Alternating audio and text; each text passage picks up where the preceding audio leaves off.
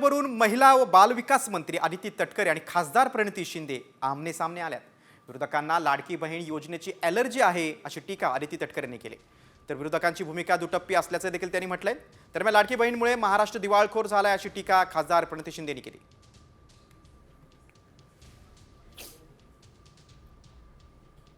की बहीण हा एक जुमला होता इलेक्शनसाठी, तो त्यांनी व्यवस्थित त्या ठिकाणी खेळला। आज लाडक्या बहिणीच्या योजनेमुळे पूर्ण महाराष्ट्र हा दिवाळखोर झाला आहे असा रिपोर्ट येत आहे। इतर योजनेचे पैसे सगळे थांबवले गेले, आता नाही आहेत, रिकाम्या पडल्या सगळ्या तिजोऱ्या आणि ह्या योजनेकडे वळवले। मला असं वाटतं की सुरुवातीपासूनच विरोधकांना लाडकी बहीण योजनेची थोडी एलर्जी राहिलेली आहे। एका बाजूला ते म्हणतात की 1500 जर तुम्ही महिलांना दिलेत तर राज्य एकदम आर्थिकरित्या खपाट्याला जाईल, पण दुसऱ्या बाजूला त्यांच्याच मॅनिफेस्टोमध्ये 3000 आम्ही लाडक्या बहिणींना देऊ अशा पद्धतीचं त्यांनी आश्वासन दिलेलं होतं। त्याच्यामुळे हा दुटप्पीपणा आहे आणि हा सुरुवातीपासूनच आम्हाला पाहायला मिळालेला आहे। तर दुसरीकडे लाडकी बहीण योजनेच्या जे निकष आहेत त्यावरून राज ठाकरेंनी महायुती सरकारला टोला लगावलाय। निवडणुकीच्या आधी सरसकट बहिणी लाडक्या होत्या, आता बहिणी नावडती आणि लाडकी विभागणार असं दिसतंय, असा टोला राज ठाकरेंनी लगावलाय। बघा राज ठाकरेंनी काय ट्विट केलं आपण पाहूया।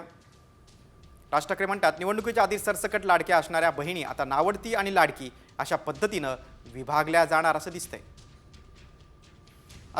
असं धरसोडे पण सावित्रीबाईंच्या स्मारकाच्या बाबतीत दिसू नये। पुन्हा एकदा ज्ञानगंगोत्री सावित्रीबाईंच्या स्मृतीला अभिवादन।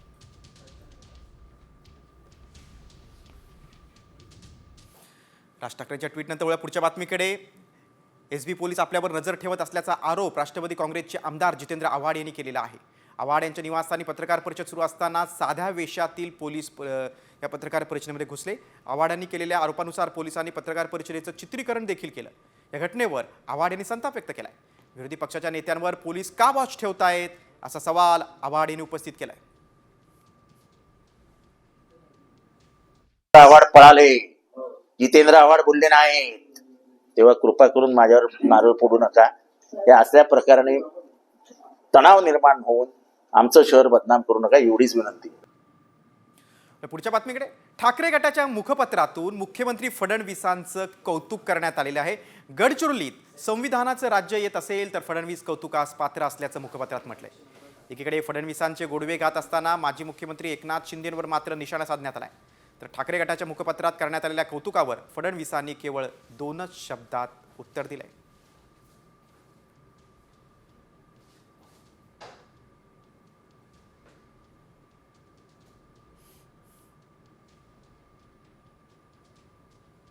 देवेंद्र फडणवीस हे राज्याचे मुख्यमंत्री आहेत। सरकारशी किंवा त्यांच्याशी आमचे नक्कीच राजकीय मतभेद आहेत, पण त्यांनी एखादं चांगलं पाऊल उचललं असेल आणि ते राज्याच्या हिताचं आहे, राज्याची सुरक्षा, कायदा सुव्यवस्था, राज्याची सामाजिक समीकरणं यांना दिशा देणारा असेल तर सर्व राजकीय वैर दूर ठेवून त्याचं कौतुक केलं पाहिजे। ही कायम शिवसेनेची भूमिका हिंदुहृदय सम्राट शिवसेना प्रमुख बाळासाहेब ठाकरे यांच्यापासून आहे। तुमचं अभिनंदन, सामनातून अभिनंदन झाले, आज गडचिरोली बाबत अभिनंदन केले सामनाने तुमचं। चांगला आहे, धन्यवाद सर। तुमचं अभिनंदन, सामनातून अभिनंदन झाले, आज गडचिरोली बाबत अभिनंदन केले सामनाने तुमचं। चांगला आहे, धन्यवाद। राज्यातल्या बातम्यांचा वेध घेतल्यानंतर तर वळूया चीनमधील एका धक्कादायक बातमीकडे। 2020 मध्ये जगभरात थैमान घातलेल्या कोरोना संकटानंतर आता चीन आणखीन एका धोकादायक व्हायरसच्या विळख्यात सापडलाय। HMPV म्हणजेच ह्युमन मेटापिओ व्हायरस नावाचा व्हायरस वेगानं पसरतोय, त्यामुळे चीनमधील परिस्थिती बिघडत चालली आहे। रुग्णालयांमध्ये मोठी गर्दी दिसते, तर स्मशानभूमीत जागा नसल्याचं चित्र पाहायला मिळतंय। या व्हायरसनं चीनमध्ये कोरोनासारखा कहर केला आहे। बघा, चीनमधील या नव्या घातक व्हायरसची लक्षणं काय आहेत, त्याचा प्रसार कसा होतोय आणि त्यावर उपाय काय आहेत आपण पाहूया। बघा, सर्दी, खोकला, जुलाब ही लक्षणं आहेत त्या व्हायरसची। HMPV नावाचा व्हायरस आहे। कसा प्रसार होतो तर खोकला, शिंका किंवा संक्रमित लोकांच्या संपर्कात आल्यानं संसर्ग होतो। संसर्गाचा कालावधी हा 3 ते 5 दिवसांचा असतो। लहान मुलं आणि वृद्ध व्यक्तींना लवकर संसर्ग होतो।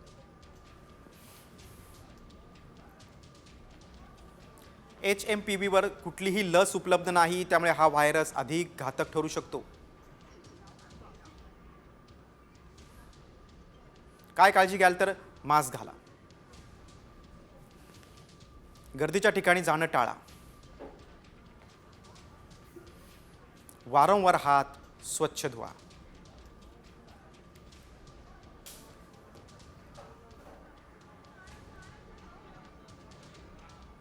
चीनमधल्या बातमीनंतर पुन्हा एकदा आपण राज्यातल्या बातम्यांकडे वळूया. बातमी आहे पावसासंदर्भातील. देशभरात जानेवारी ते मार्च महिन्यात पावसाचा अंदाज व्यक्त करण्यात आला. अगदी महाराष्ट्रात सरासरीपेक्षा अधिक पावसाची शक्यता आहे.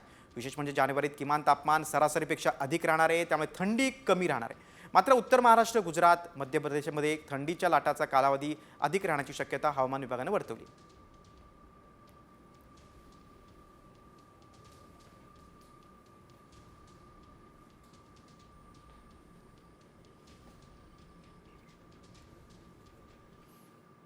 राज्यातील गायब झालेली थंडी आता पुन्हा परतलेली आहे. विदर्भासह उत्तर महाराष्ट्रात किमान तापमानाचा पारा हा 10 अंशांच्या खाली घसरलाय, तर आज राज्यात सरासरी तापमानात 3 ते 4 अंशांची घट होण्याचा अंदाज हवामान विभागाने वर्तवलाय. काल नागपूरमध्ये राज्यातील निचांकी 8.8 अंश सेल्सिअस तापमान नोंदवलं गेलंय, तर धुळे, गोंदिया, भंडाऱ्यात किमान तापमान 10 अंशांखाली घसरलंय.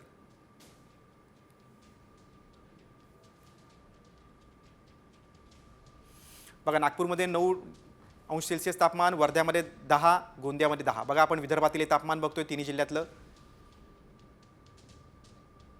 अहिल्यानगरमध्ये 11, चंद्रपूरमध्ये 12, अमरावतीमध्ये 12.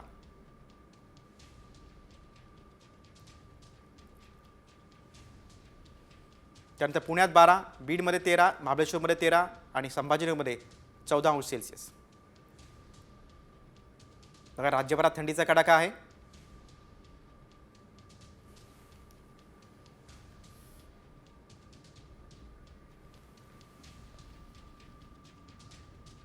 पावसाच्या बातमीनंतर आता बातमी आहे पुढची नवी मुंबईतून. एपीएमसीमध्ये भाज्यांच्या दरात मोठी घसरण झालेली आहे.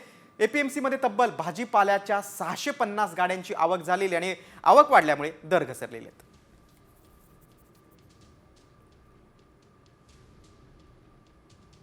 नवी मुंबईतील मार्केट यार्डमध्ये भाज्यांची आवक मोठ्या प्रमाणात वाढली आहे, त्यामुळे दर घसरलेले आहेत. तब्बल 650 गाड्या दाखल झाल्यात. बघा, फ्लॉवरचा दर आहे 30 ते 40 रुपये, कोबीचा आहे 30 ते 40 रुपये प्रति किलो दर येथे. टोमॅटो आहे 40 ते 60 रुपये, वांगी 40 ते 60 रुपये, पडवळ 40 ते 60 रुपये, भेंडी 80 रुपये, मटार 60 रुपये, तोंडली 80 ते 100 रुपये, गवार 80 ते 100 रुपये, कोथिंबीरची जुडी 20 ते 30 रुपये, मेथीची जुडी 10 ते 20 रुपये.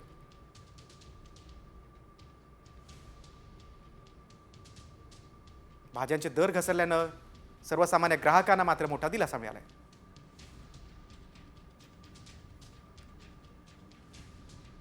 आता पुढच्या बातमीकडे. क्रांतिज्योती सावित्रीबाई फुलेंचा ऑक्सफोर्ड विद्यापीठानं आता सन्मान केला आहे. सावित्रीबाईंच्या नावानं शिष्यवृत्ती सुरू करण्यात आलेली आहे.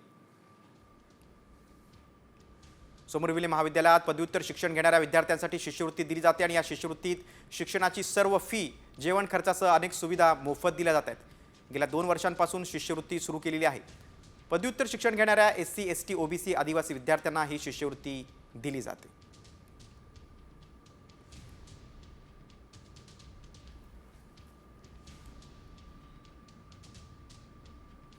आता 10वी-12वीच्या विद्यार्थ्यांसाठी एक महत्त्वाची बातमी आहे. तुम्ही कॉफी करत असाल तर सावधान, कारण तुमच्यावर आता तिसऱ्या डोळ्याची नजर असणार आहे. परीक्षेसाठी CCTV सह व्हिडिओ रेकॉर्डिंग देखील आता करण्यात येणार आहे. परीक्षेतील गैरप्रकार टाळण्यासाठी आता परीक्षा केंद्रांवर CCTV कॅमेरे बंधनकारक करण्यात आले आहेत. त्यासोबतच सहाय्यक परीक्षकांच्या मोबाईलवरून प्रत्येक केंद्रावरील पेपर संपेपर्यंत हालचाली टिपण्यात येणार आहेत. त्या हालचालींवर वॉच ठेवण्यासाठी शिक्षण विभागात वॉर रूम तयार करण्यात येणार आहे.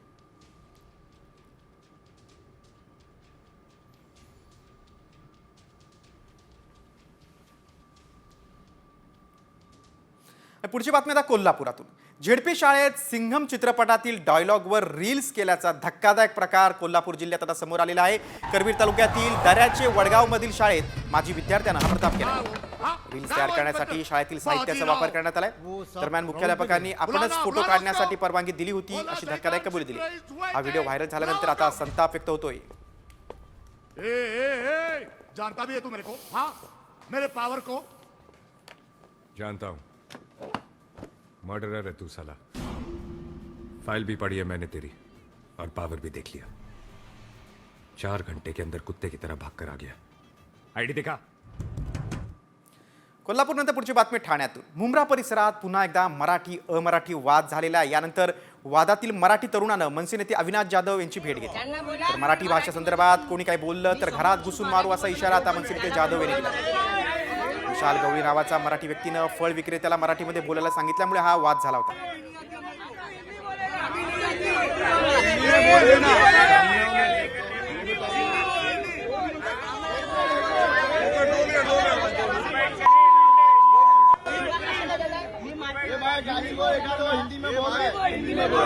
त्याला मराठीमध्ये विचारा हा किती रुपये किलो आहे, तो बोलतो मला मराठी येत नाही।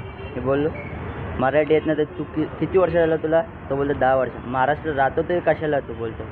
मी बोललो मी मराठीतच बोलणार। मग असा वादवाद झाला। मग असते 10-15 जण जमले। परत त्यांनी कोणाला जर बोलवलं तर चष्मावाला का होतं मला पण माहीत नाही, त्यांनी बोलवलं आहे एकाला। मग असते 50-60 जण जमायला लागले। शिवा देत होते, पाटणं मारत होता, धमकी देत होते, बोलतं दम येतो बोल किती काय असे धमकी देत होते। ते मुंब्रा बंद करेगा क्या। ठाण्यातल्या या घटनेवर खासदार संजय राऊतांनी काय प्रतिक्रिया दिली आपण पाहूया। पद्धत चुकत असेल पण भावना लक्षात घ्या, या राज्यात राहणाऱ्यांना मराठी आलंच पाहिजे। आम्ही उत्तर प्रदेशला जातो, आम्ही हिंदीतच बोलतो। दिल्लीत जाऊन आम्ही हिंदीतच बोलतो। बिहारला जाऊन आम्ही हिंदीतच संवाद साधतो। हे बरोबर आहे। पश्चिम बंगालला गेल्यावर सुद्धा आम्ही शक्यतो काही संवाद बंगालीतून साधण्याचा प्रयत्न करतो। आम्हाला अभिमान आहे की त्या राज्याच्या भाषेची अस्मिता ही सगळ्यांनी टिकवायला पाहिजे। ठाण्यातल्या बातमीनंतर वळूया आता पुढच्या बातमीकडे।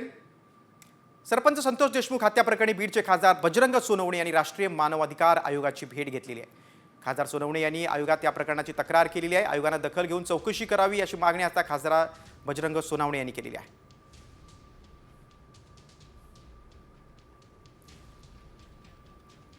राष्ट्रीय मानवाधिकार यांना जे मी पत्र दिलेलं आहे त्याच्यामध्ये माझी एवढीच मागणी आजच्या दृष्टीने की या मर्डर केसमध्ये आम्हाला न्याय मिळाला पाहिजे आणि याच्यात जे काही पोलीस यंत्रणा जे कोणी दोषी आहेत त्याच्यात मी दराडे नावाच्या PIच्या बाबतीत मी बोललेलो आहे। गणेश मुंडे हे 2 माणसं मला जेवढं दिसतंय प्राथमिक याच्यामध्ये की या दोघांचा याच्याशी काही ना काही या खंडणीखोर माणसांची या खंडणीच्या आरोपात असणाऱ्या लोकांशी संबंध आहे। त्याच्यामुळे यांना तपासलं पाहिजे, त्यांचे CDR काढले पाहिजेत, म्हणजे आमच्या मर्डरच्या केसला त्याचे लिंक होईल आणि हे लिंक असतील तर यांना सह आरोपी केलं पाहिजे। आता राज्यभरातल्या आणखी काही घडामोडींचा आपण वेगवान आढावा घेऊया न्यूज पॉइंट 20 मधून। ठाकरे गटाच्या मुखपत्रातून मुख्यमंत्री फडणवीसांचं कौतुक करण्यात आलंय। गडचिरोलीत संविधानाचं राज्य येत असेल तर फडणवीस कौतुकाला पात्र असल्याचं मुखपत्रात म्हटलंय। एकीकडे फडणवीसांचं गोडवे गात असताना माजी मुख्यमंत्री एकनाथ शिंदेंवर मात्र निशाणा साधण्यात आलाय।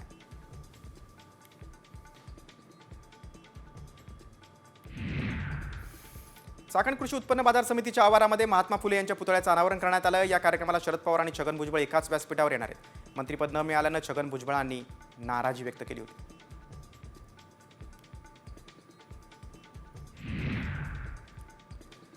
महाराष्ट्र आता थांबणार नाही, परकीय गुंतवणुकीमध्ये महाराष्ट्र अग्रेसर असल्याचं मुख्यमंत्री फडणवीस म्हणाले। एप्रिल ते सप्टेंबर दरम्यान राज्यात मोठा FDI तर 95% गुंतवणूक फक्त 6 महिन्यात झाली असंही ते म्हणाले।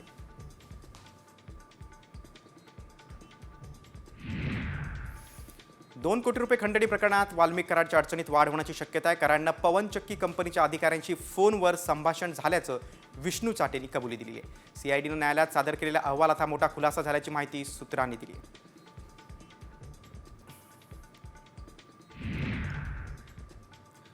सरपंच संतोष देशमुखांचा भाऊ धनंजय देशमुख यांनी पोलिसांवर गंभीर आरोप केलेत। बाहेरील लोक थेट वाल्मिक कराड असलेल्या पोलीस कोठडीपर्यंत जातात असा आरोप करत तुरुंगात त्याला मिळत असलेल्या सुविधांबाबत थेट पोलीस अधीक्षकांना पत्र लिहिले।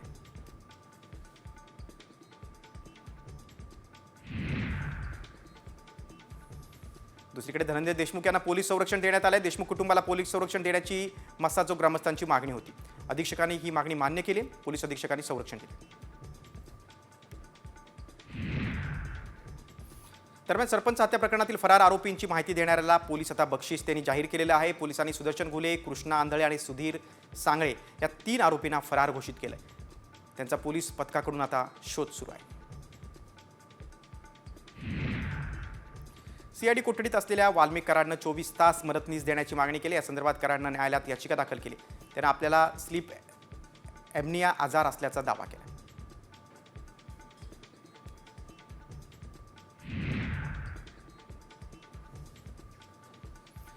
बहिणीकडे कार आणि नोकरी असेल तर ती बहीण लाडकी नसणार आहे, कारण सरकारनं लाडक्या बहिणींच्या अर्जाची छाननी करायला सुरुवात केली. तसंच 2.5 लाखांचं उत्पन्न असणाऱ्यांनाच फक्त योजनेचा लाभ मिळणार आहे, असं मंत्री आदिती तटकरे यांनी स्पष्ट केलं. मंत्रिमंडळाचा विस्तार झाल्यानंतर राज्याचे पणन आणि राज्य शिष्टाचार मंत्री जयकुमार रावल पहिल्यांदाच नंदुरबार जिल्ह्याच्या दौऱ्यावर आले. नंदुरबारच्या भाजप पदाधिकारी आणि कार्यकर्त्यांच्या वतीनं मंत्री जयकुमार रावलांचा जाहीर सत्कार करण्यात आला. मंत्री धनंजय मुंडेंचा राजीनामा घ्या अशी मागणी राष्ट्रवादीच्या आमदारांनी अजित पवारांकडे केली. सरपंच संतोष देशमुख प्रकरणामुळे मराठा नेत्यांची कोंडी झाल्याची भावना आहे आणि याचा आगामी स्थानिक स्वराज्य संस्थांच्या निवडणुकीत पक्षाला फटका बसण्याची भीती देखील काही आमदारांनी व्यक्त केली. त्यामुळे अजित पवार आता काय भूमिका घेणार याकडे सगळ्यांचं लक्ष आहे. देवेंद्र फडणवीस माऊलींचा आशीर्वाद घेण्यासाठी आळंदीमध्ये दाखल होते. यावेळी ग्रामस्थांकडून इंद्रायणी प्रदूषणमुक्त करण्यासाठी फडणवीसांना निवेदन दिलं. त्यावेळी फडणवीसांनी इंद्रायणी प्रदूषणमुक्त करण्याचं ग्रामस्थांना आश्वासन दिलं.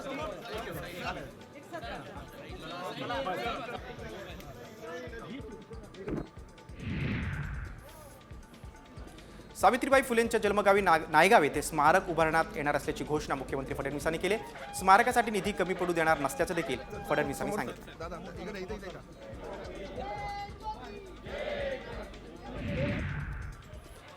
केंद्रीय कृषी मंत्री शिवराज सिंग चौहान यांनी त्र्यंबकेश्वराचं दर्शन घेतलंय. सहकुटुंब त्र्यंबकेश्वराची विधिवत पूजा देखील त्यांनी केली. दरवर्षी शिवराज सिंह चौहान सहकुटुंब नाशिकमधील त्र्यंबकेश्वर ज्योतिर्लिंगाच्या दर्शनाला येत असतात.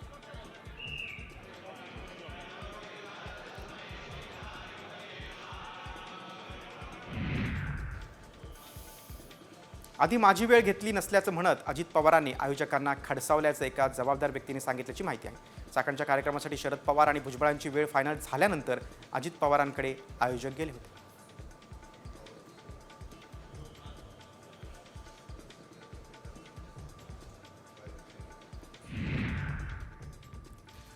राजधानी नवी दिल्लीसह अनेक शहरांमध्ये थंडीमुळे धुक्याची चादर पसरली. याचा दिल्लीत येणाऱ्या आणि दिल्लीतून निघणाऱ्या रेल्वे वाहतुकीवर परिणाम झालेला आहे. तब्बल 24 रेल्वे गाड्या उशिरानं धावत आहेत. विमान वाहतुकीवर देखील धोक्याचा परिणाम जाणवतोय.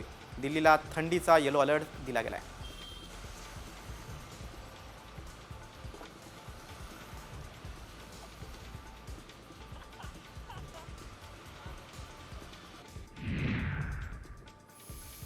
यवतमाळवरून पुण्याला जात असताना वाहन चालकाचा डोळा लागल्यानं अपघात झाला. अपघातात 3 जण किरकोळ जखमी झाले आहेत. स्थानिकांनी अपघातग्रस्तांना तातडीनं मदत केली. जखमींना उपचारासाठी यवतमाळ रुग्णालयात दाखल केलं.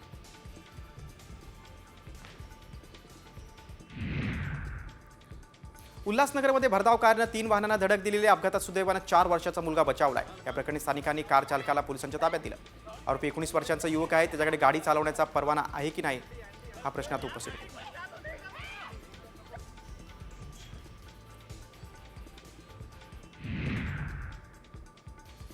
पिंपरी चिंचवड शहरातील वाल्हेकरवाडी रोडवर चालकाचं नियंत्रण सुटल्यानं 3 ते 4 वाहनं एकमेकांवर आदळलेली आहेत. सुदैवानं वाहनांचा वेग कमी असल्यानं कोणी जखमी झालं नाही, मात्र वाहनांचं नुकसान झालं.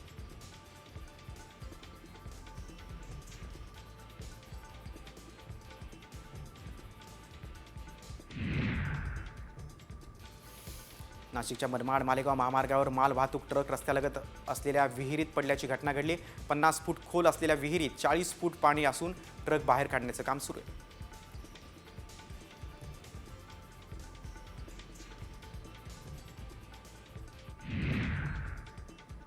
मध्य रेल्वेकडून रविवारी कामशेत ते तळेगाव दरम्यान विशेष पॉवर ब्लॉक घेण्यात येणार आहे. रविवारी सकाळी 11 ते दुपारी 3:30 वाजेपर्यंत हा ब्लॉक असेल. यावेळी 6 एक्सप्रेस गाड्या उशिरानं धावतील तर 5 लोकल रद्द करण्यात आल्या.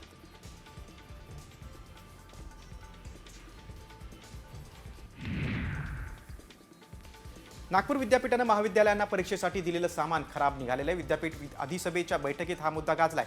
शिवाय परीक्षेआधी नवीन सामान न दिल्यास परीक्षेवर बहिष्कार घालण्याचा इशारा देण्यात आला.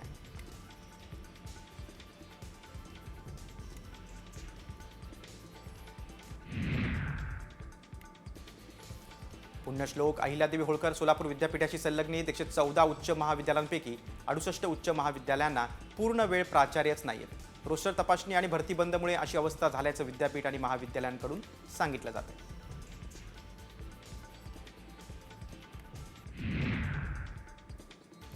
नंदुरबार जिल्ह्यात पपईचं मोठ्या प्रमाणात उत्पादन घेतलं जात आहे. मात्र यंदा सततच्या वातावरण बदलामुळे पपई पिकावर मोझेक आणि डावणी रोगाचा प्रादुर्भाव झालाय. त्यामुळे शेतकऱ्यांच्या संपूर्ण पपईच्या बागाच धोक्यात आल्या.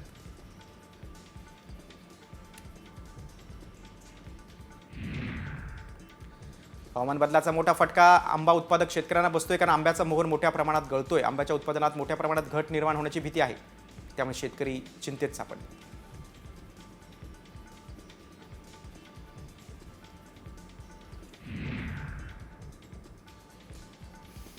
सांगली कृषी उत्पन्न बाजार समितीच्या फळ मार्केटमध्ये पत्र्याचं शेड उभारलेल्या तब्बल 56 गाळेधारकांना बाजार समितीनं दुसरी नोटीस बजावली.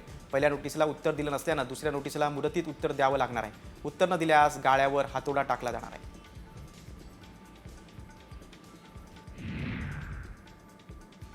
वाशिम जिल्ह्यात महाराष्ट्र राज्य बियाणं महामंडळाचे संचालक योगेश कुंभेजकर यांनी शेतकऱ्यांच्या बांधावर जाऊन पाहणी केली आणि मार्गदर्शन केलं. यावेळी पीक परिस्थिती जाणून घेण्यात आलेली आहे. शेतकऱ्यांना लागणाऱ्या नवीन तंत्रज्ञान आणि इतर सुविधा उपलब्ध करून देण्याचं आश्वासन त्यांनी यावेळी दिले.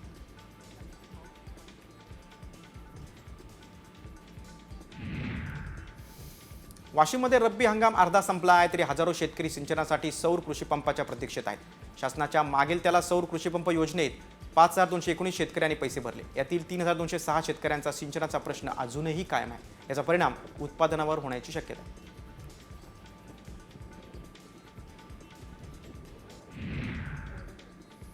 धाराशिवमध्ये अनेक ठिकाणी सौर प्रकल्प उभारण्यात आलेत. मात्र तरी पिकांना पाणी देण्यासाठी शेतकऱ्यांची रात्रपाळी सुरूच आहे. जिल्हाधिकारी डॉक्टर सचिन ओंबासे यांनी नारंगवाडीच्या सौर प्रकल्पाला भेट दिली. यावेळी दिवसा वीज देण्याची मागणी शेतकऱ्यांनी केली.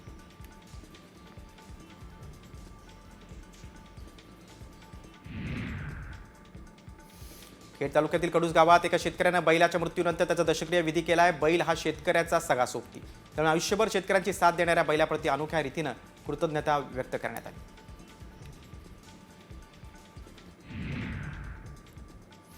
देशोदेशीच्या स्थलांतरित पक्ष्यांची पंढरी ठरलेल्या उजनी धरणाच्या पाणलोट क्षेत्रात विदेशी पक्ष्यांच्या आगमनाला सुरुवात झाली आहे. या पक्ष्यांचे थवे पाहण्यासोबतच त्यांच्या जलक्रीडा पाहण्यासाठी, त्यांचं विहंगम छायाचित्र काढण्यासाठी पक्षप्रेमी आणि छायाचित्रकार गर्दी करतात.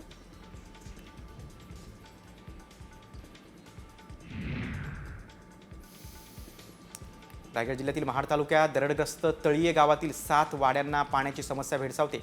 या गावासाठी वरण धरणातून पाणी पुरवठा प्रस्तावित आहे, पण अद्यापही त्याचं काम सुरू झालं नाही. योजना सुरू होत नाही तोवर शासनानं पाण्याचा पुरवठा करावा अशी मागणी ग्रामस्थांनी केली. सांगलीच्या विटा शहराला पाणी पुरवठा करणारी पाईपलाईन कुंडल गावी फुटलेली आहे. त्यामुळे कुंडल इथे अनेक घरांमध्ये पाणी शिरलं, साहित्याचं मोठं नुकसान झालंय. या नुकसानीचे तत्काळ पंचनामे करत कुटुंबांना नुकसान भरपाई देण्याची मागणी नागरिकांनी केली.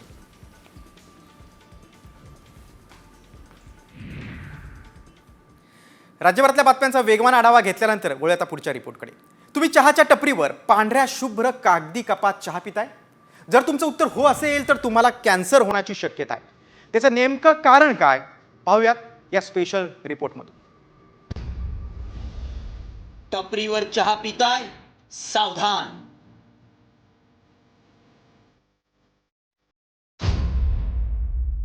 तुम्ही पिताय प्लास्टिक चहा.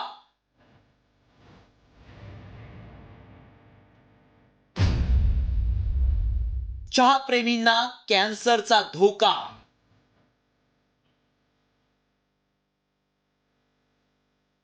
चहा सोबत बिस्किट किंवा इतर पदार्थ खाण्याची अनेकांना सवय असते. मात्र जर तुम्ही चहा सोबत प्लास्टिक खाताय असं म्हटलं तर तुम्हाला जरा विचित्र वाटेल, पण हे खरंय.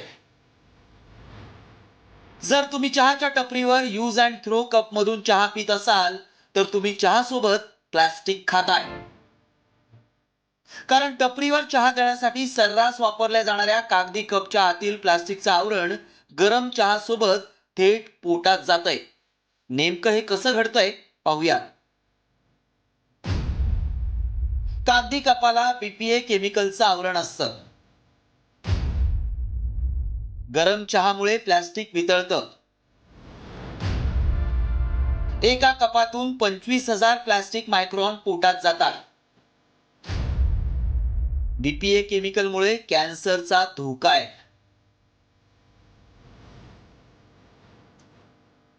चहाच्या कपातून नागरिकांना कॅन्सरचा धोका होत असल्यानं बुलढाण्यातील आझाद हिंद संघटनेनं या कपांवर बंदीची मागणी केली होती आणि आता या चहाच्या कपांवर जिल्हाधिकाऱ्यांनी बंदीचे आदेश जारी करत बुलढाण्यात या कपांवर बंदी घातली आहे. तसेच प्लॅस्टिकच्या कपमध्ये चहा पिल्यामुळे प्लॅस्टिकमध्ये जे रिलेटेड काही त्याच्यातले केमिकल्स असतील, ज्याला मायक्रो केमिकल्स असे म्हणू आपण, ते त्या हॉट वॉटर किंवा हॉट ड्रिंकमध्ये मिक्स होतात, ज्याच्यामध्ये प्रामुख्याने पॉलिस्टर असेल, PVC असेल किंवा BPA नावाचा घटक असतात. आणि हे जे घटक आहेत ते इंटेस्टायनल टिश्यूज जे असतात त्याला सुद्धा क्रॉस करतात आणि ब्लड ब्रेन बॅरियर सुद्धा क्रॉस करण्याची यांच्यामध्ये ताकद असते. वापरायला सोपे आणि यूज अँड थ्रो असणारे हे कप नकळत आपल्याला गंभीर आजाराच्या दिशेनं नेत असतात. कॅन्सर पसरवणाऱ्या या कपावर आता कडक कारवाई होणं गरजेचं असून बुलढाण्यातल्या जिल्हाधिकाऱ्यांनी घेतलेल्या या निर्णयाची राज्यभरात अंमलबजावणी होण्याची नितांत गरज आहे. ब्युरो रिपोर्ट, साम TV न्यूज.